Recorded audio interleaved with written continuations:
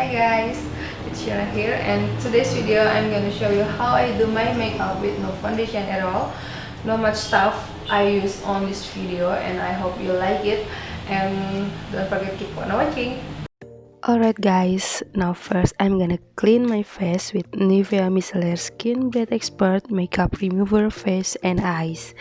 I love this product because the ingredients it has black tea, blackberry, blackcurrant extracts who can remove even silicone water.